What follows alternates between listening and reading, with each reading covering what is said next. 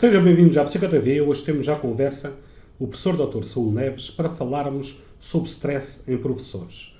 Desde já, muito obrigado pela sua presença.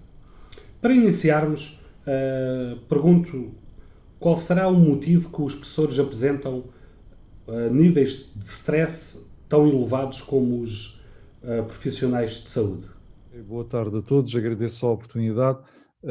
Pois os professores, nas investigações que têm sido feitas já desde há vários anos, verifica-se que os professores apresentam níveis de stress, são dos grupos profissionais que apresentam níveis de stress mais elevados. Estou-me a recordar de um estudo comparativo que envolveu 104 grupos profissionais, realizado pelo Gary Cooper, que envolveu professores de toda a Europa, isto já foi feito há uns anos, e os professores eram de todos os grupos ocupacionais aqueles que apresentavam níveis de stress mais elevados. Ora bem, essa situação infelizmente tem continuado, isto é, estudos mais recentes apontam no mesmo sentido, tal como os profissionais de saúde, precisamente, são dois dos grupos profissionais em que os níveis de stress são mais elevados. Isso tem a ver com múltiplos fatores, não é? Nunca há só um fator, até porque os fatores de stress dependem muito de cada sujeito. Há pessoas que são mais vulneráveis a uns fatores e outras pessoas são mais vulneráveis a outros, mas digamos há aspectos em comum que fazem com que os professores, de uma forma geral, apresentem níveis de stress elevados. Temos fatores, e podemos aqui distinguir entre aquilo que se chama o José Esteve, um colega de Espanha, distinguir entre fatores de primeira e de segunda ordem. Os de segunda ordem são aqueles que têm a ver com o contexto em que a profissão docente é exercida, por exemplo, a falta de reconhecimento dos professores pela sociedade e pelas famílias em particular, por vezes, são fatores que pesam, digamos, não só no stress, mas na desmotivação também que os professores apresentam, mas há sobretudo os fatores de primeira ordem, que são aqueles que acontecem no exercício do trabalho docente, sobretudo em sala de aula, que terá a ver com falta de condições para exercer bem o seu trabalho de forma competente. Nós cada vez formamos mais os professores, eles sabem e aprendem determinado tipo de metodologias que deveriam ser utilizadas para que as aulas decorressem da melhor forma, mas depois são confrontados muitas vezes com a falta de condições para a concretização desses pressupostos. Por exemplo, as turmas terem menos alunos, o ensino mais personalizado, é algo que qualquer perspectiva teórica na educação defende. No entanto, verificamos que os professores têm muitos alunos na sala de aula, sendo difícil gerir as relações interpessoais e as diferenças. Há uns que sabem mais, outros sabem menos. O professor tem que gerir, portanto, todas essas diferenças. Se as diferenças não forem excessivas, até é interessante, porque pode aproveitar precisamente essa diversidade e trabalhar no sentido até de uma maior inclusão portanto, colocar os estudantes até a trabalhar uns com os outros e os que sabem mais poderem partilhar com os que sabem menos, por exemplo, e, portanto, isso poderá ser até um fator dinamizador. Só que realmente há muitos estudantes na sala de aula e depois temos, sobretudo, muitas situações de indisciplina, portanto, de desmotivação e de indisciplina dos estudantes, que fazem com que os professores não se sintam valorizados no seu trabalho na sala de aula e, portanto, esse será talvez o principal fator de stress dos professores, que é, digamos, a falta de reconhecimento e o tipo de comportamentos que os estudantes apresentam na sala de aula, que perturbam o alcance dos objetivos pedagógicos, portanto, a passagem de conhecimento, portanto, as situações de ensino e realmente traduzem um nível de exigência grande em relação ao professor, porque o stress fundamentalmente tem a ver com as situações de stress que ocorrem quando o nível de exigência é superior ao nível de recursos do sujeito para responder. Quando há esta discrepância, é como uma balança, não é? Quando o peso da exigência pesa mais do que o peso dos recursos, capacidade de resposta, então há aqui um desequilíbrio e as situações de stress acontecem, e as situações de stress tornam-se tanto mais complicadas quanto mais tempo perduram na vida do sujeito. E depois temos o stress que se transforma em burnout, não é? Leva às situações de exaustão e depois todos os sintomas, quer do ponto de vista físico, quer comportamental, quer emocional, que podem acontecer no professor em virtude de situações de stress que se mantêm durante demasiado tempo. Ficou nesse assunto que seria também as salas de aulas cheias e uma grande quantidade de alunos, mas algo que gostava de expor seria também a multiculturalidade, ou seja, nós vivemos num país multicultural, onde temos variadas culturas e os professores recebem-nos todos, não é? No mesmo contexto. Poderá também ser um dos fatores. E ainda também gostava de lhe expor esta pergunta, que seria, pronto, hoje em dia o sistema de ensino está a atualizar-se tecnologicamente. Poderá ser também um dos fatores que podem estar diretamente associados a esses níveis de stress, porque existem pessoas que poderão ter uma maior dificuldade em termos tecnológicos e aderir às novas tecnologias. Por último, também o doutor já nos expôs que seriam os comportamentos mais rebeldes das novas gerações. Exato. Pronto, são aqui três fatores que realmente podem pesar nesta questão do stress dos professores e em alguma dificuldade em concretizar o processo de ensino-aprendizagem, conforme os professores gostariam. Uma que tem a ver precisamente de forma mais direta o comportamento dos alunos na sala de aula. E pronto, existem uma série de estratégias que podem ser utilizadas para ultrapassar essas situações, não havendo receitas, porque nestas questões há muitas hipóteses de trabalho, é por isso que há professores que conseguem, exatamente com a mesma turma e com os mesmos estudantes, há professores que conseguem ter sucesso e há outros que não conseguem, não é? Portanto, há aqui fatores até do ponto de vista de personalidade e de empatia, do tipo de relação que se constrói com os estudantes, que faz com que uns consigam, digamos, ter esse sucesso e outros não terem. E podemos sempre, o que nós tentamos fazer, até em termos de investigação, é identificar precisamente essas qualidades, aquilo que caracteriza os professores que conseguem realmente ter mais sucesso com os estudantes. E depois tentamos, quando na formação, na divulgação científica, partilhar com a comunidade de professores de uma forma geral, esses fatores, portanto, que estratégias ou que medidas é que podem ser tomadas. Ora bem, em todo o caso, há sempre uma ressalva que tem que ser feita, que é umas medidas, umas estratégias resultam com os professores e não resultam com outros, porque, digamos, não há um perfil ideal, isto é como a liderança, não há um perfil de líder universal.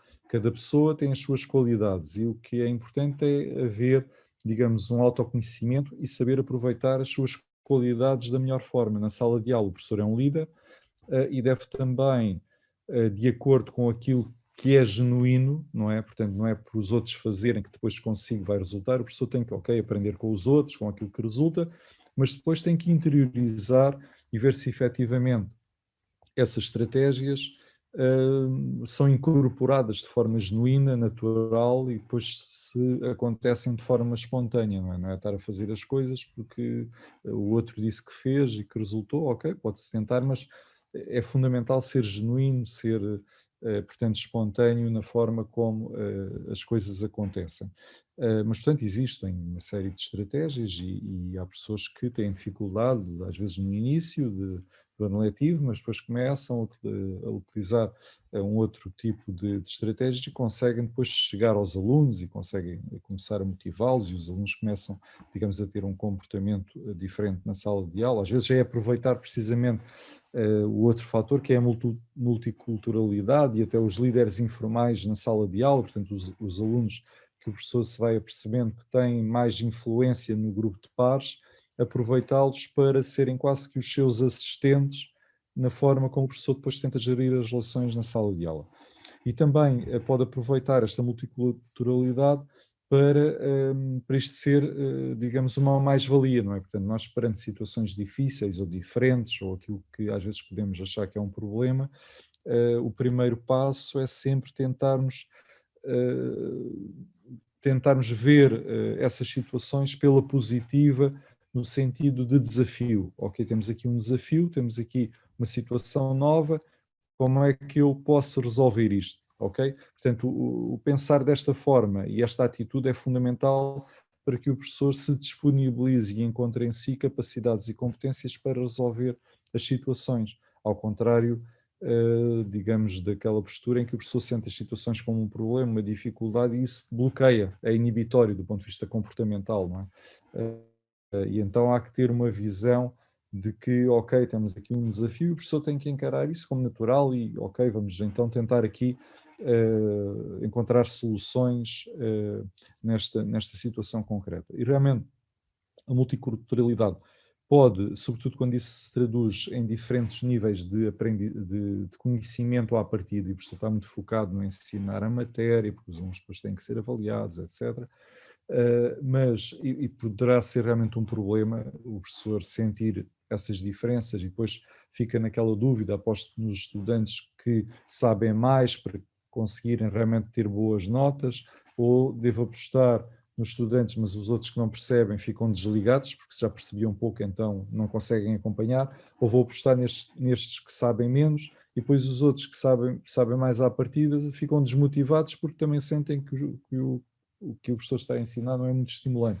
Ora bem, aqui às vezes o que se pode fazer é precisamente aproveitar as diferenças, e então aqueles que até estão melhor preparados e estão mais motivados para a aprendizagem, pode o professor valorizar esse papel e essa situação, mas serem os próprios alunos, até porque utilizam uma linguagem se calhar mais acessível, nos trabalhos de grupo, a juntar aqueles que sabem mais com os que sabem menos, para precisamente haver aqui uma troca de aprendizagens e para que haja uma aproximação do nível, mas no sentido de aqueles que sabem menos subirem de nível, não o contrário, não é? Queremos sempre que haja uma otimização do conhecimento, da capacidade da aprendizagem, e não o contrário, não é? Portanto, e então a multiculturalidade nesse sentido pode ser gratificante, até do ponto de vista de proveniências, porque, digamos, nós temos estudantes que estão na sala de aula, mas cada um vem de famílias diferentes, de culturas diferentes, embora, pronto, vivam na mesma área geográfica, mas seguramente há um histórico até de familiar, e hoje vivemos num mundo global, e temos nas salas de aula estudantes, alunos cujos pais são de um país, outros são de outro, e, portanto, aproveitar essas diferenças, conhecer. Portanto, isso é uma mais-valia do ponto de vista do conhecimento, porque a escola deve ser também um fator de desenvolvimento social e de conhecimento diversificado, que não apenas o conhecimento dito mais escolar ou académico. Em relação à questão das novas tecnologias, efetivamente, é um desafio cada vez maior, com os quais os professores têm vindo a ser confrontados, e então nesta época de pandemia em que nós vivemos, e agora temos o ensino de forma remota, o ensino à distância, e os professores, muitos têm alguma dificuldade, ou tinham, porque isto já aconteceu no ano letivo passado, entretanto tiveram que aprender, tiveram que se preparar, e é também uma área em que os alunos, de uma forma geral, têm alguma facilidade, então até se cria aqui uma situação em que o professor sente que tem mais dificuldade do que os estudantes nestas questões, não é? Mas isso não tem que ser problema, portanto, é novamente saber aproveitar as diferenças, e até muitas vezes são os estudantes a ajudar e a apoiar o professor. Temos que ter a humildade e ser sobretudo genuínos, não é? Se o professor não sabe alguma coisa, assumir isso com naturalidade e até pedir aos estudantes para lhe ensinarem, e até isso faz com que os estudantes sintam que o processo de ensino-aprendizagem é um processo recíproco, em que ambas as partes podem aprender, não é?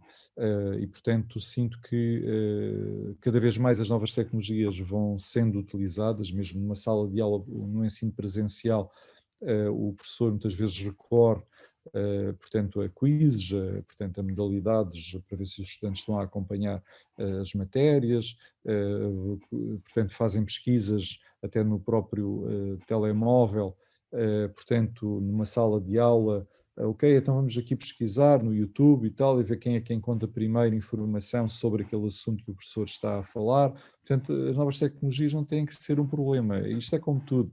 Temos que aproveitar, portanto, aquilo que acontece, e em vez das coisas constituírem um problema, devemos, digamos, aproveitar essas situações como um desafio e como uma mais-valia. As novas tecnologias também é o caso.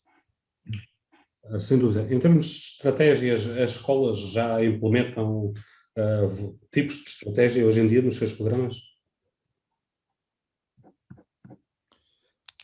Estratégias como? Estratégias. Promovam a saúde e o bem-estar dos professores. Quer dizer, pois, todos os diretores de agrupamento de escolas têm essa preocupação, não é? De facultar aos seus professores as melhores condições possíveis. Só que isso nem sempre é possível, mas cada vez mais as coisas vão se aproximando daquilo que seria o desejável, embora isto é como qualquer processo, quando nós nos aproximamos daquilo que era desejável, já queremos mais alguma coisa, porque há sempre coisas novas e, portanto, há aqui um processo, se calhar, até de alguma insatisfação constante, mas isso, o ser humano é assim mesmo, e os grupos também funcionam assim, e os professores, como grupo profissional, também funcionam assim naturalmente.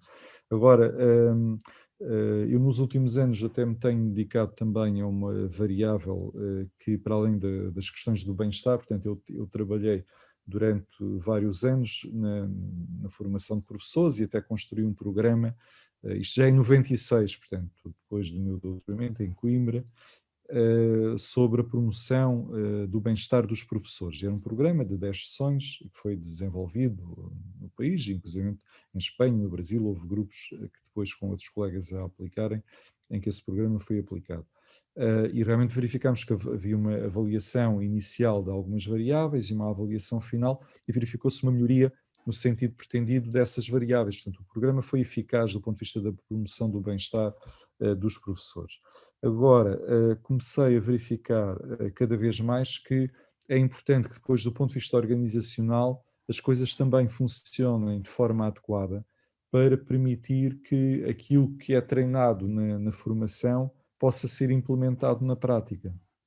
E então é importante não só a saúde dos colaboradores, portanto, neste caso os professores, mas é também importante a saúde organizacional. E eu nos últimos anos tenho dedicado muito a estas questões também da saúde organizacional, tem a ver com os processos de liderança das instituições, tem a ver com o trabalho em equipa, e é efetivamente fundamental que haja uma consonância entre, portanto, aquilo que se tenta fazer do ponto de vista da promoção do bem-estar individual e coletivo de um grupo profissional e depois, do ponto de vista organizacional, como é que as coisas funcionam. Aliás, eu muitas vezes era confrontado com situações em que os professores diziam o meu diretor ou portanto, é que devia estar aqui, porque é isso, quer dizer, tem que haver esta coerência interna do ponto de vista de funcionamento das escolas e temos de estar todos a convergir no mesmo sentido, não é?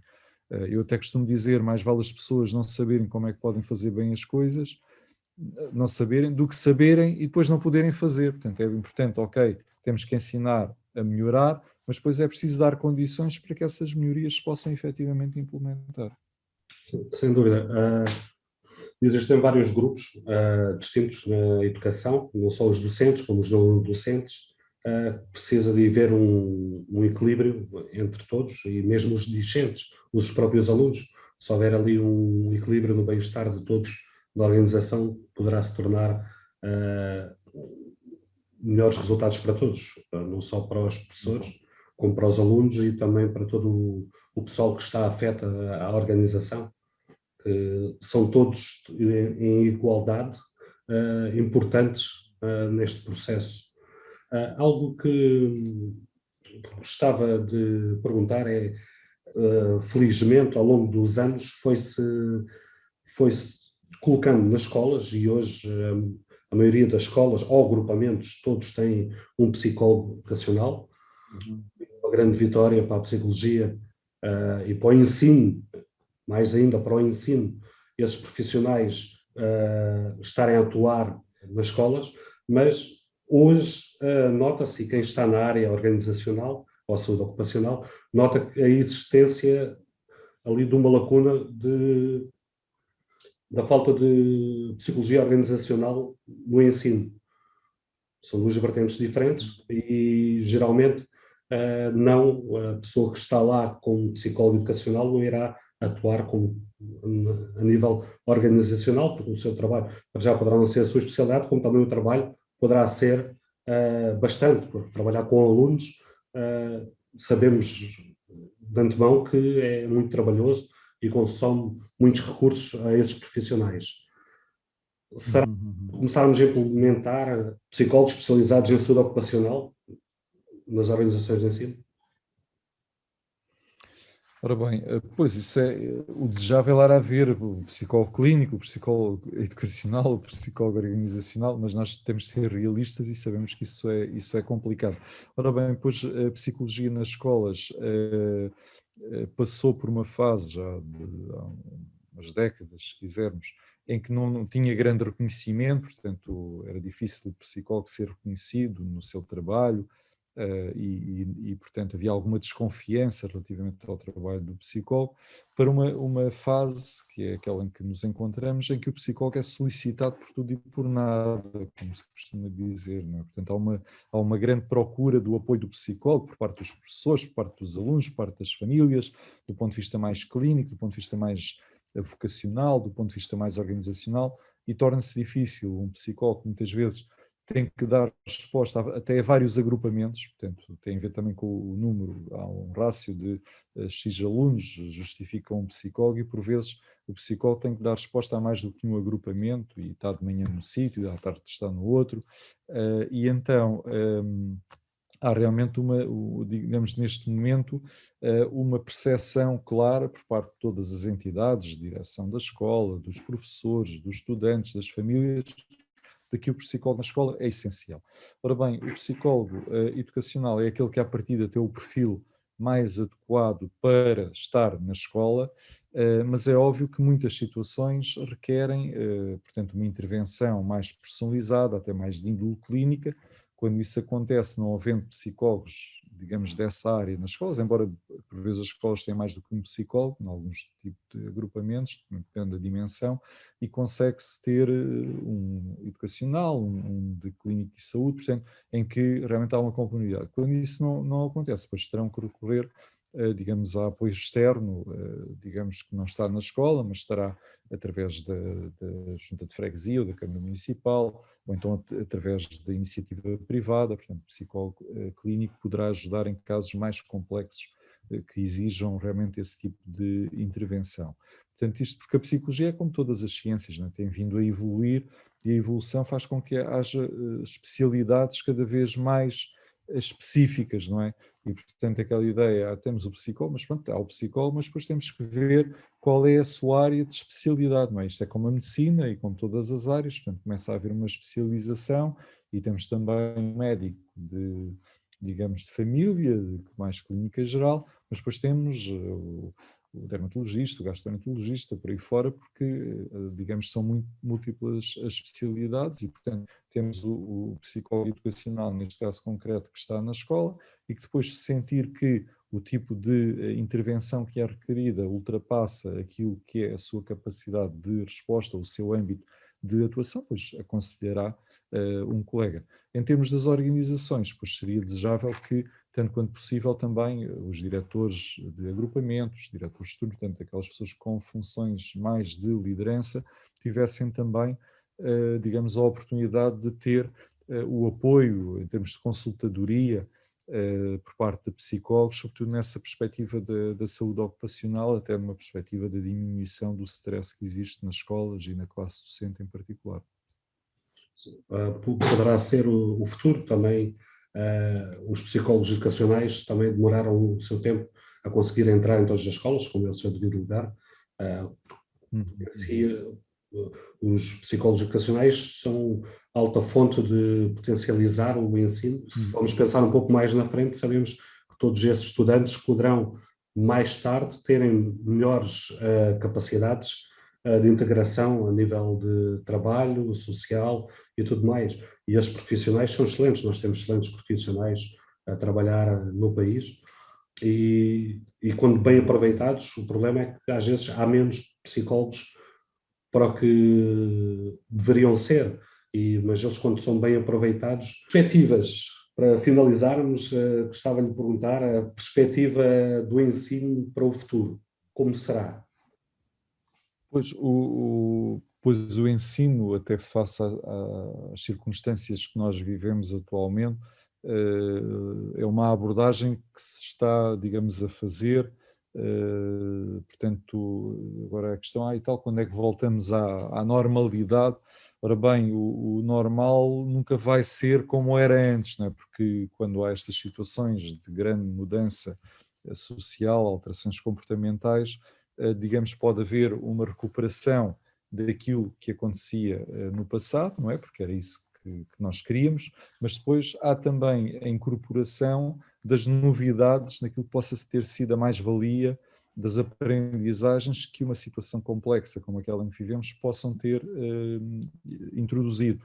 Neste caso concreto, eu penso que, sobretudo, a questão do ensino de forma remota e das novas tecnologias vai, digamos, marcar mais o futuro ao nível digamos, das escolas e da educação do que marcava até aqui, não é? Portanto, ao fim e ao cabo, temos ferramentas que as novas tecnologias, os programas, os softwares, portanto, tudo aquilo que as tecnologias permitem, que se calhar, em vez de estarmos, digamos, a resistir a que entrem nas escolas, devemos é aproveitá-las no bom sentido e de forma complementar, se bem que nunca poderemos substituir o ensino presencial pelo ensino remoto de forma definitiva, até pela idade e pela fase de desenvolvimento em que os nossos estudantes nas escolas se encontram. Portanto, é fundamental que haja interação, porque o ser humano desenvolve-se na relação física próxima, não é? Na relação social, e, portanto, o ensino presencial vai ser fundamental no futuro, mas se calhar agora com o aproveitamento da complementaridade e daquilo que, ao nível das novas tecnologias, possa ser também aproveitado. Portanto, vamos retomar o presencial ao que possível, mas tentar aqui aproveitar algumas das boas experiências e daquilo que, digamos, a utilização das novas tecnologias nos permitiu nesta fase. Poderemos dizer então que vai ser um mix e iremos aproveitar toda estas novo aprendizado que todos tivemos, principalmente os docentes tiveram, de integração destas tecnologias em termos de ensino. Sim, sim, é isso mesmo. Doutor Soleves, foi um prazer enorme esta conversa consigo. Muito obrigado por ter participado na PsicoTV. Até sempre e tudo bom para o senhor. Ok, obrigado. Eu é que agradeço a oportunidade e tudo bom também para si, para os seus e para todos os que nos estiveram a ouvir. Obrigado. Obrigado.